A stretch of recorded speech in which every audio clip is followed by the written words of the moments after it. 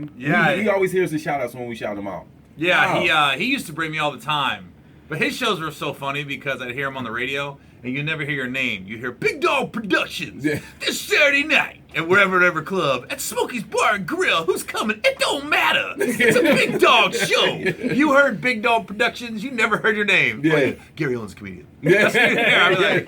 I'm like, you don't care who's here, Dolphin. Yeah. Just all about getting that brand out there. Big Dog Productions presents a Big Dog comedy show. Yeah, well, we got to talk, Gary. You want to claim her? It's a young lady. Her name is Nancy. Nancy. Young is loosely. Loosely. She's 71 years old. 71 years young. And something happened with her. She was at one of K Fox's favorite restaurants. I don't know if it's one of my favorite Cracker restaurants. No. Cracker. But she was eating and she overheard two African American ladies having a conversation. Yes. She walked over to them and said that they were being too loud.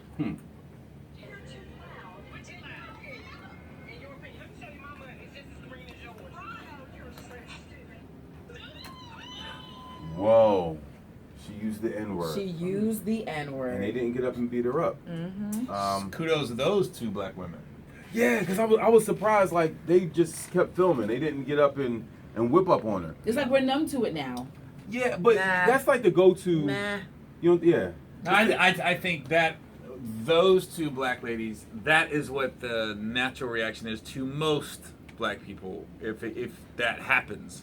Yeah. I think we're in a day and age where people film all these fights. People think all black people are always fighting, which is not the case. Most black people are level-headed thinking people that knows, you know what, this ain't worth it. That's her ignorance, not ours. And this is what she said afterwards. She said she would repeat it. I'm a 71-year-old woman who lives in Raleigh. I suffer from tremendous anxiety. I'm not going to say I'm sorry to them because they kept pushing at it. What about your use of the N-word?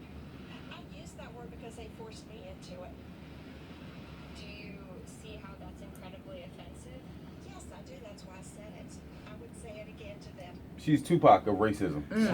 She's a went thug. all in. Yeah. I'm playing poker with her. She's putting all the chips in. Yeah, You got 2 twos. I know, and I go all in again. yes. You pushed me into it. I had all my chips on the table. But you know what? We were talking earlier. Producer Sarah and K Fox said, "Yeah, I like her because I know that she's racist, and that's the type of person I need to know about." Well, I like to see my snakes. I don't want to have to cut the grass in order to see the snakes. I want to see the snakes. You know what I mean? You know what? It reminded me. That reminded me when she said you're too loud, and that's why she got mad. This is a great story. So it was probably 5-6 years ago, and you guys remember the wide receiver Andre Johnson for the Houston Texans? Yes. So my family and his family are good friends. So every year we'd go on a road trip and we'd make one away game. So this year that year we was in Phoenix, Arizona, and the Houston Texans were playing the Phoenix Cardinals, Arizona Cardinals. We go out to eat afterwards at this restaurant, and it's late, and I'm the only white person in the group. Yeah. And my wife's with me, my kids are with me, Andre's family's all black people. There's about 20 of us, and we all got Houston Texans jersey on, and we're enjoying dinner, but we're loud. When black people get going and laughing, there was no lie. True. There were 3 couples in this restaurant, so Yeah. 6 people total. The manager comes over and says, we've had a complaint. Could you guys keep it down? And we're looking around like, who complained? There's literally 6 people here, so we're looking around like it was one of you 3, and everybody just in their meals, right? Yeah. So he and to Andre's family credit, they're great people. They were just like, they just said, all right, like they knew what was going on, right? And here I am, the white dude. I'm the one being smart. I go, who? I'm the one going, who's complaining? Yeah. They're going, Gary. I go, sorry, lost my head. At the end of dinner, Andre's uncle pulled out an American Express black card to pay for the food. The manager came back out. He goes, oh, we're sorry, we didn't know. Like, I don't know, like, okay, you want to take these guys' complaints, or you want this guy to come back with his business? Yeah. So when he saw American Express Black, I'm not lying. The same guy that said, "Could you keep it down?" We had a complaint. Went, we're sorry, we didn't know. Exactly. Yeah. And then he asked, "Well, we hope you come back." And Andre's uncle like, "Oh, we'll never be back." Yeah. You know what I mean? The food wasn't that good. Bomb. Yeah. But it was just funny how I was like, "Who's?" And I literally was sitting there like, "Ain't nobody." honestly, the people that were complaining could have joined the conversation. Yeah, You could have jumped in and been laughing with us. Yeah. Instead of complaining about it. It takes a black man to pull out a black card for white racism to stop. You sound like Solomon Jones. Did You I? can Yes, tell you you did. something. That racism stopped real quick. Yeah. But whatever happened with, I remember you put up a post about your wife facing racism or discrimination Delta? on Delta. Whatever happened with that? Well, Delta called and said they were going to send a gift. We have yet to get that gift. A gift? From Delta. A gift. Yeah. So what happened? So she was profiled. Well, what happened was they were flying from Cincinnati to San Francisco, and they said everybody in first class line up.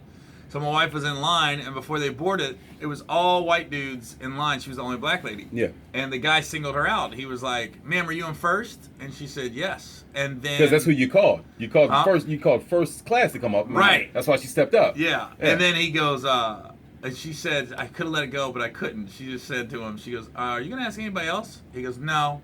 She goes, "Well, why not?" He goes, "Because I don't have to." Ooh. And then when he took her ticket and saw she's in first, he goes, "Oh, no, I was not profiling you either." And so I was like, "Dang, he said it." So then I don't know any of this happened. I go to pick up my wife and daughter at the airport, and my daughter's the militant one in the family. She's 16. I call her Kennedy Kaepernick. She's on her way. Trust. Whatever school she ends up at, trust she's gonna be leading the protests and the marches. Got you. And she's in the back. She's like, "Tell him, Ma. Tell him." I'm like, "Tell me what?" She goes, "Tell what happened." So my wife tells me what happened. And here's my daughter. "Now, what you gonna do about it, Dad? What you gonna do about Your it?" people were oppressing my mother. I was like, Yo, people. I'm gonna do what white people do. Make a post. Yeah. Make an Instagram post. A public apology. Yeah. But that we got it. People. It's funny. We got a DM from Delta. Then we got a phone call to this private line, complaint line, and we have a lady we talked to, and lady goes, I told her, I said, if you want to make this right, we're not suing. I use Delta all the time. It's not Delta. It's one person at Delta. Delta's got 86,000 employees.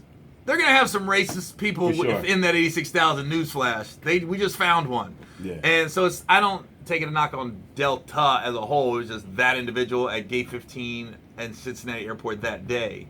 And I was getting DMs from people that work at the Cincinnati Airport, and they go, "Yeah, he's like that." Like other people's like, "Yeah, he's like that." So then maybe he just needs to be let go. Right, and that's what I told the lady. I said, "You need to have like some kind of human resource, I don't know, development class with him, an intervention, or let him go. 'Cause That's he should embedded. not be in customer service with That's an attitude embedded. like that." Well, listen, you are.